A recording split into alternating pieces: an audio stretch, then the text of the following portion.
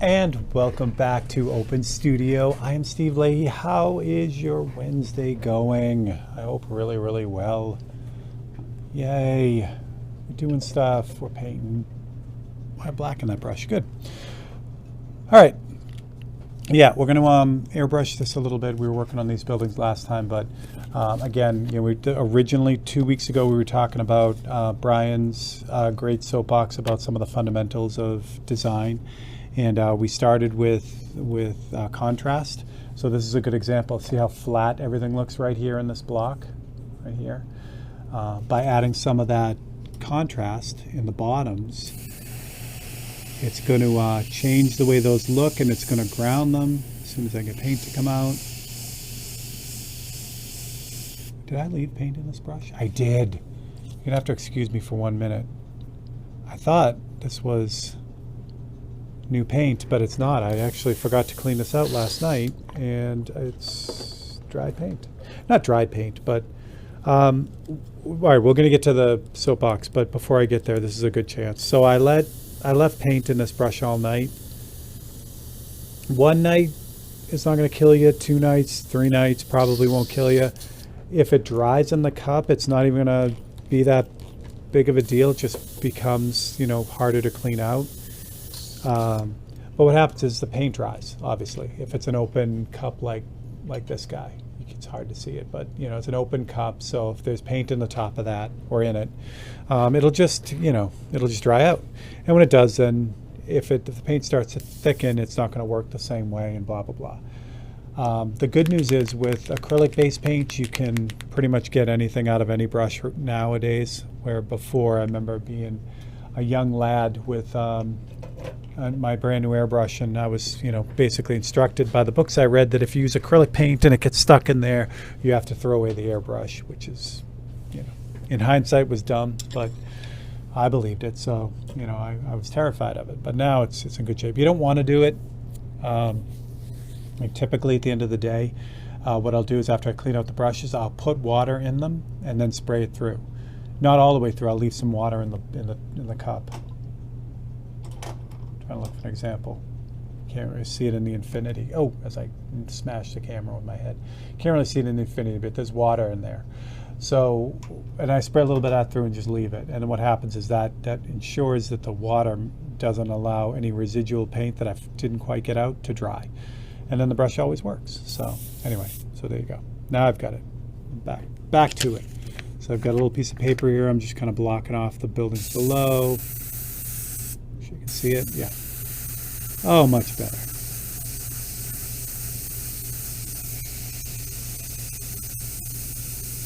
Now, if you keep an eye on this building when I'm done, just adding that little bit of shading on that pushes the bottom of that building down, and now that whole section is different. And it works the same way with everything here, really. If I pick another building like this white one here and give this a little hit, just at the bottom, and again, it's subtle, it's not a lot, but that variation really helps this whole thing. This gray building, can you see it? Yeah. It's a gray building, but still, it's darker gray, so it's going to be harder to see, but I'll do the same thing on this one.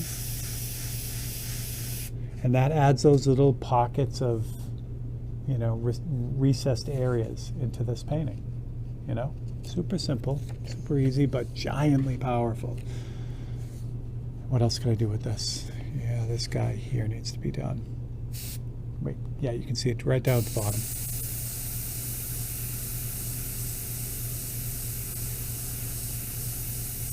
And the more I lean on that, the darker it is, the more it recesses. That's the general rule of thumb.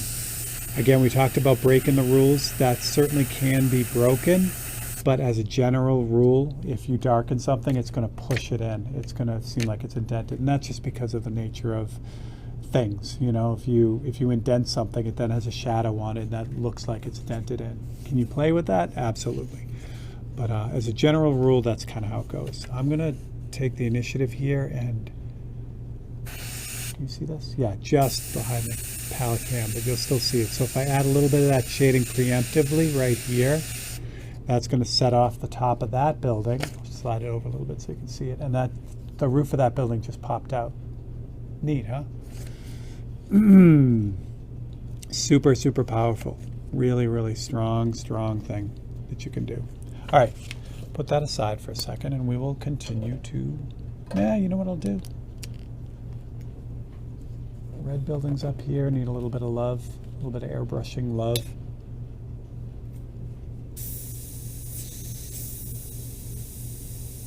Just kind of fog around them a little bit to kind of give them a little bit of variation. You know, it's not just a red blob there now. It's got a little bit of shading on it. Doesn't have the whole thing going. All right. So tonight's soapbox, as I move on, I'm just going to finish these buildings right in here. That way we can continue to move on.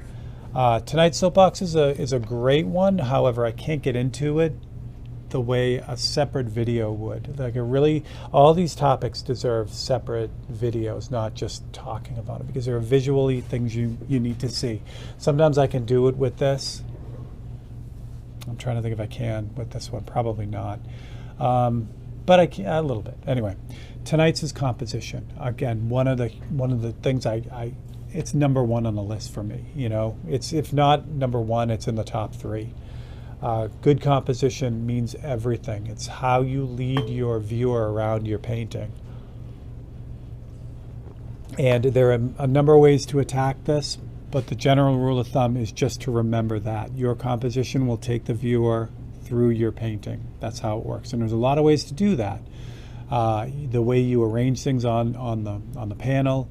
There are some general rules you can apply right out of the gate before you start bending them. Composition seems to be the one that's kind of bent the most as far as rule goes. Well, again, once you know them, people love to bend the rules, and that's great. But again, knowing them is super, super important. So I'll give you some of the basics. Again, you need visuals for a lot of this, and I'm not going to have them because we're painting. We're working. You know, we're doing stuff. But hopefully you'll get the idea. So for composition, obviously where you put things, it's where you put things in the in your painting, and depending on where you put them, that's what gives them their strength. For instance, if you put something directly, sorry about that, I'm off the camera. There we go. If you put something, oh, that's because I don't want to work there. Stop it, Steve.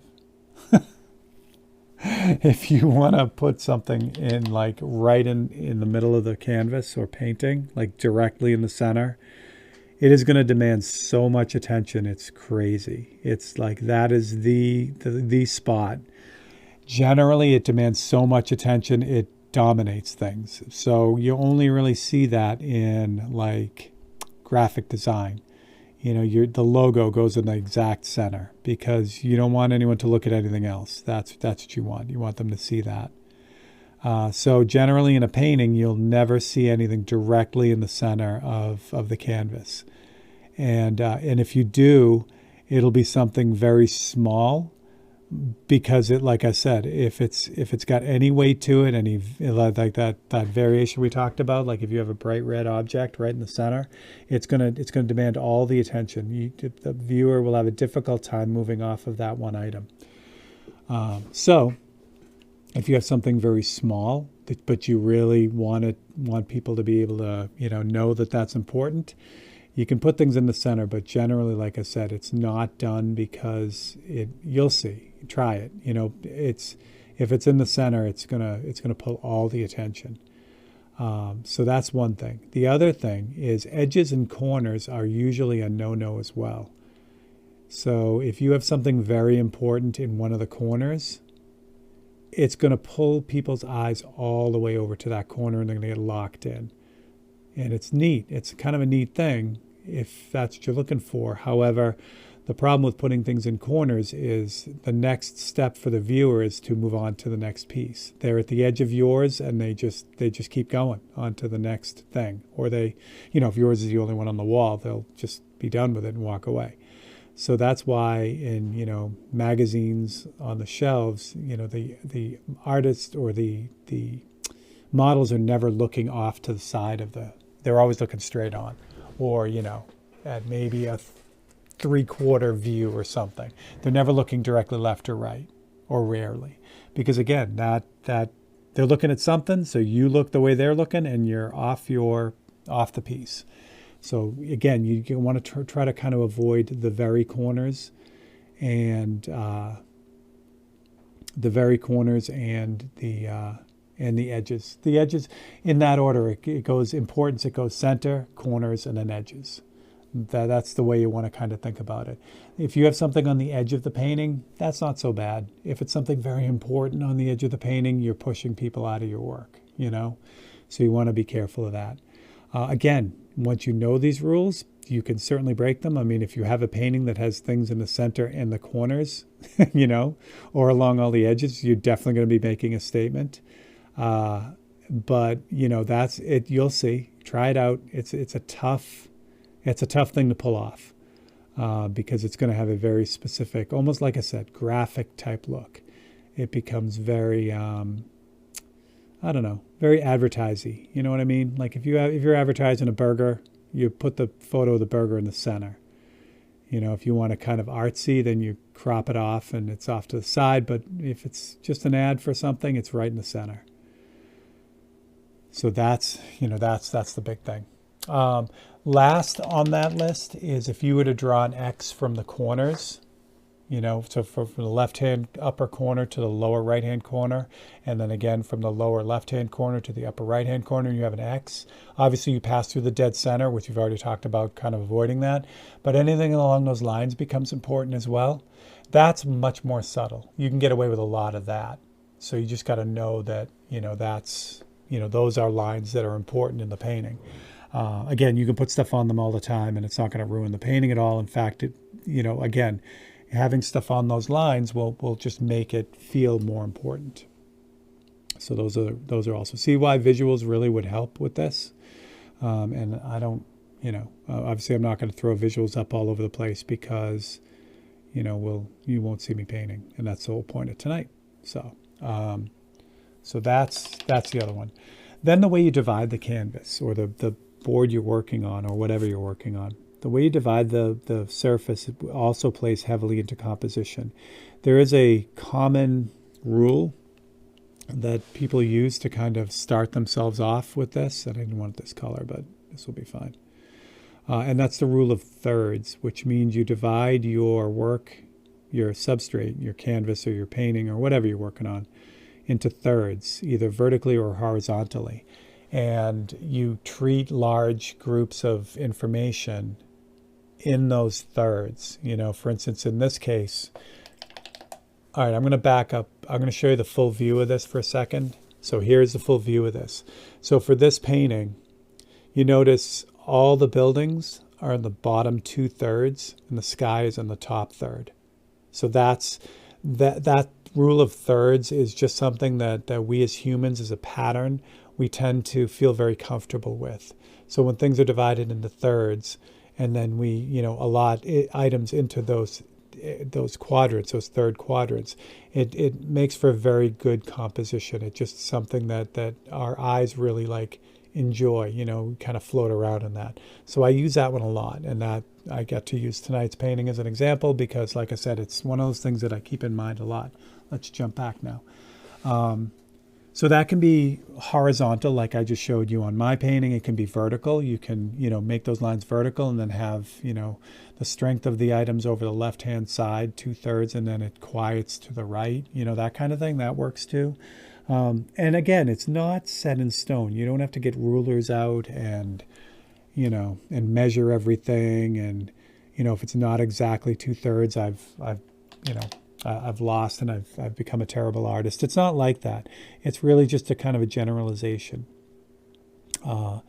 And then you'll find variations on that too. Like the golden rule, roughly, kind of, sort of. When you work it out, when you use the golden rule, the golden ratio, it kind of, sort of works out to thirds in a way.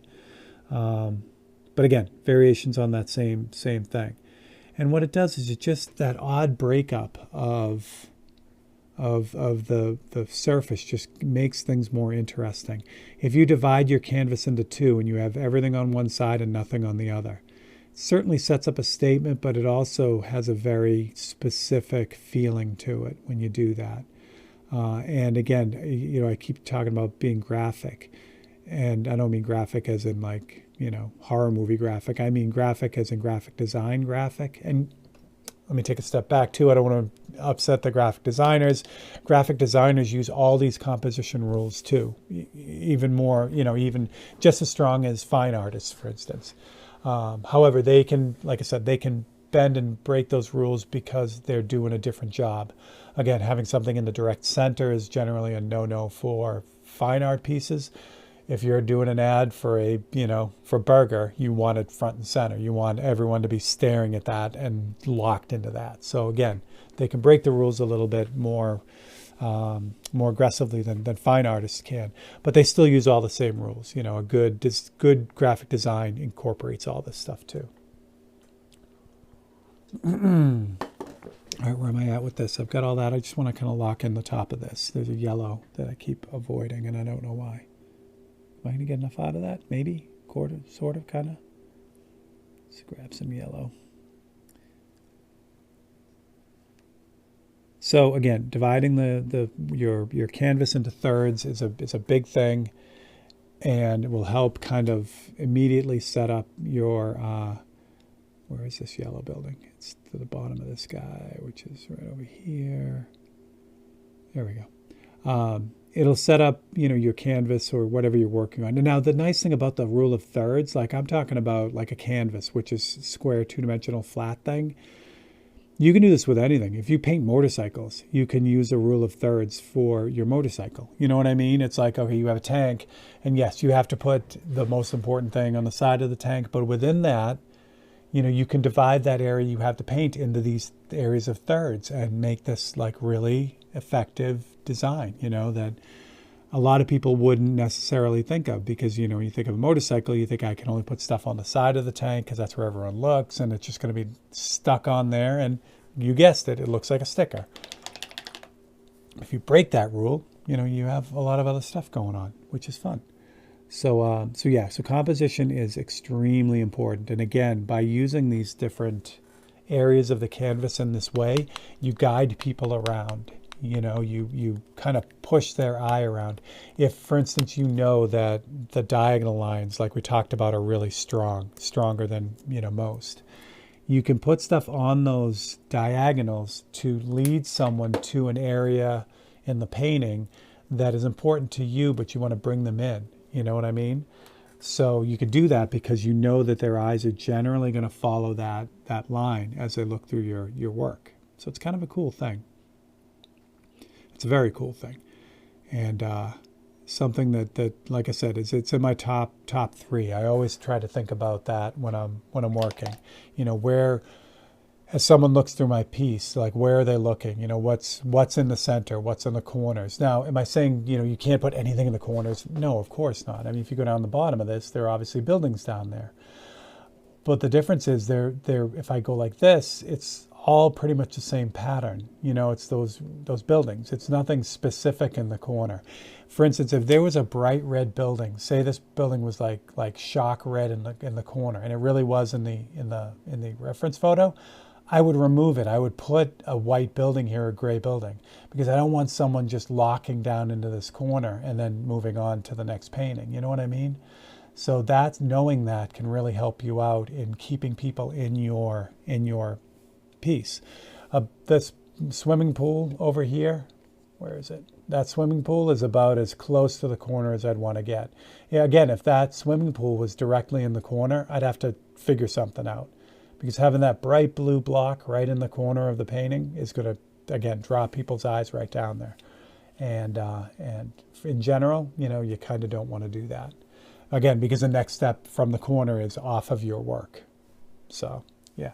So you want to keep them engaged. You want to keep them locked in. That's what you want. And composition is, like I said, is probably the number one way to do that. All right. So what else we got with that? Again, without visuals, it's tough because it's easier to see that. So when you're looking online, you're going to see a lot of that, the rule of thirds and all that fun stuff. And again, someone who knows kind of what they're doing, you'll hear a lot of the same terms or the same ideas. They might have different names for it, but it'll be the same kind of idea. That's because that rule, the composition rules, are really, really set. They've been the same for a long, long time. Once you know these, like the rule of thirds and then this, those diagonals and all that fun stuff in the center, start looking at old masters paintings or even any painting at all, especially paintings that are considered to be, really high end or very successful. And you'll start to see those things in those paintings, which is nice. And then, again, when you're looking online for instruction on that, again, you'll hear the same terms over and over again. You'll know you're getting the right info. And then again, like I said, then you could start breaking those rules, If someone puts something in all four corners and in the center, and I see that, I'll know what they're doing. You know what I mean? It's like, all right, I know they're screwing around with things. I just realized that I painted this yellow ochre building, and I never did anything with it. So we'll fix it real quick. Not fix it, but finish it up. So actually, this needs some airbrushing on it too. Put some windows in there.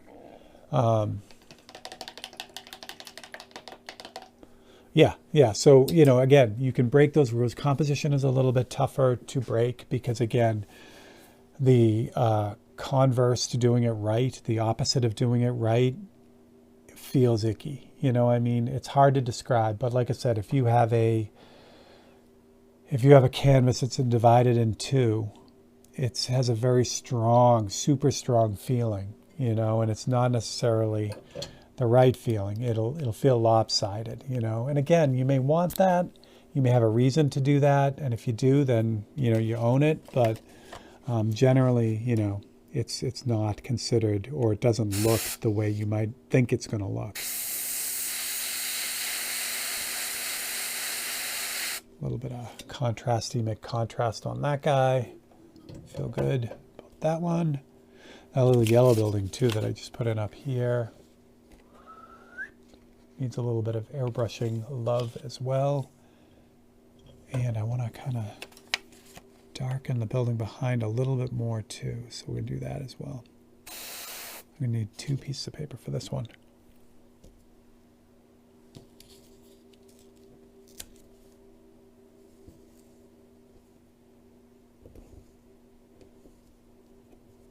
That's better.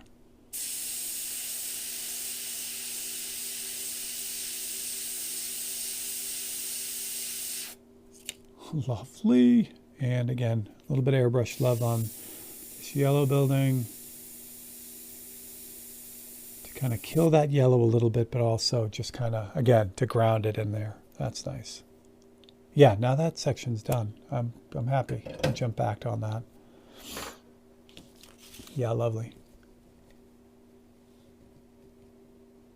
Yeah, so do your homework on composition. I think that's, again, repetition and variation is, like we talked about last week, that's in my top 5. And then composition is probably number 1. Again, it's top 3, if anything. Color, the use of color is in the top 3 as well. But yeah, composition is huge. Yeah, you hear it all the time. Oh, the painting has got good composition. Well, that's kind of what they're talking about. And good composition to me means intentional composition. You know what I mean? Like, again, you can break the rules. If it's intentional and I could see that someone's doing something, that's good composition to me. Good composition doesn't mean that, the ground has to take up 2/3 and the sky has to take up 1/3 and it's always this way and over again. That's not what I mean.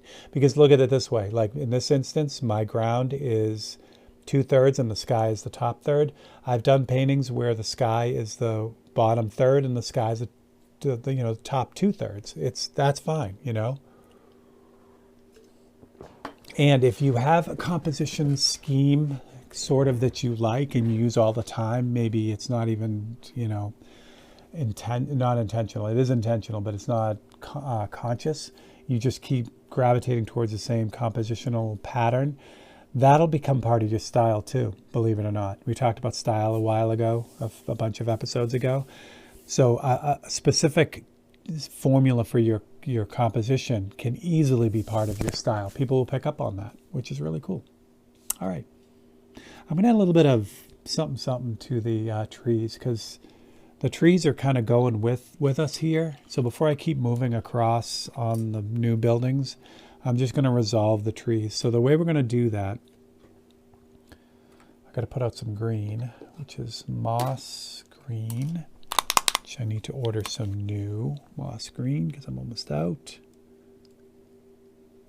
Ugh, we are almost out. Okay.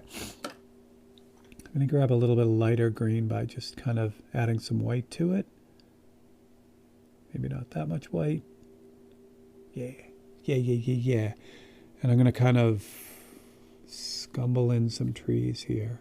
I want this pretty dry, like a dry brush. And as I do that, if you notice, moss green is very transparent anyway. I have some white in there to kind of help it stand on it. But if you notice, as I'm kind of dabbling over here, it's almost invisible, right? You just barely see it.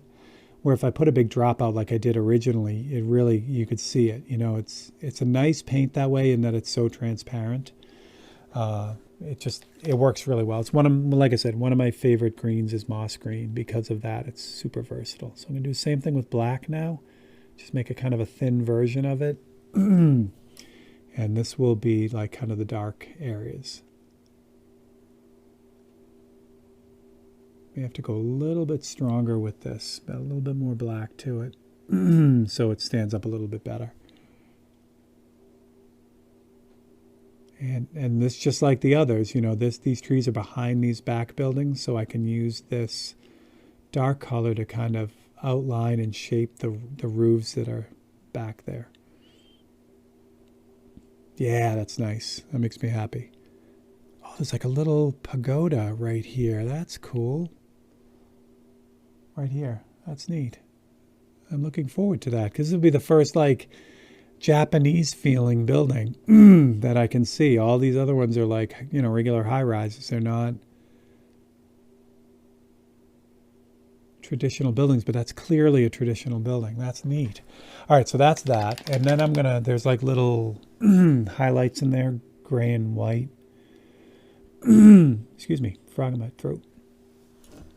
So I'm going to add some of those, just little dots here and there. Little things that are popping up. Nice. Must be a park or something right there. And then there's some gray. Something or others in there too.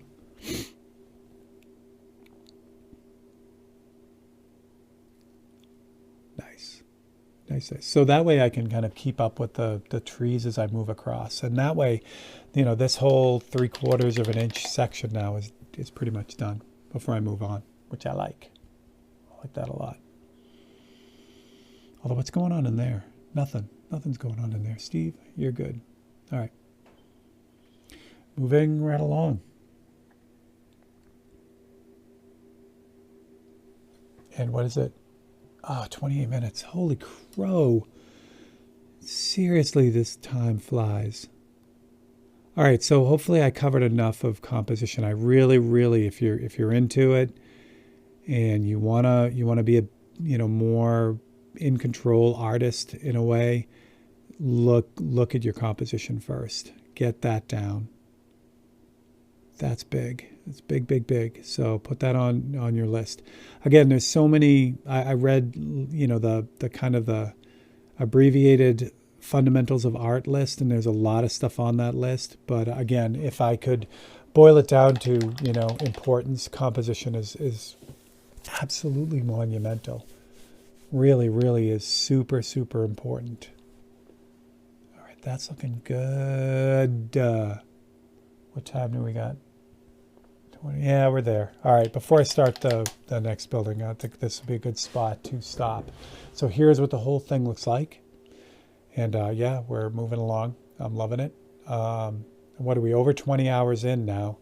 And this is tracking about right for a painting like this. Usually these paintings can be anywhere from 40 to 100 hours. This is not a 100-hour painting. I doubt this is a 40-hour painting either. I think it's probably going to be a little bit more than that, which means, we're about halfway through. But again, that seems a bit optimistic. But anyway, we're doing stuff. We're getting it done. And at the end, this will be the most ambitious cityscape I've done, which will be nice. So there is a payoff at the end of it. And you get to hang out with me throughout the whole thing, which I'm ecstatic about. That's cool. All right. So you know what to do. Hit that like and subscribe. Do it, do it, do it. Do it before you leave. If you're watching the premiere, if you're watching it after the fact, do it now. That would make me super happy. That helps grow the channel and keeps things going. If you have a comment, please leave it below. You can give me an idea for a soapbox on the video, or you can put it in the community post. That's great. If you'd like to support us in a more financial way, really keep the lights on, that's amazing. You could be a member here on the channel, which will give you 10% discount on anything in the store and early access to Time-Lapse Tuesday. Those videos will pop out for you over the weekend before. So there you go. All right, so for Steve Leahy and Through Lachlan's Eyes, you guys are amazing, and I will catch you all next week. Thanks for hanging out.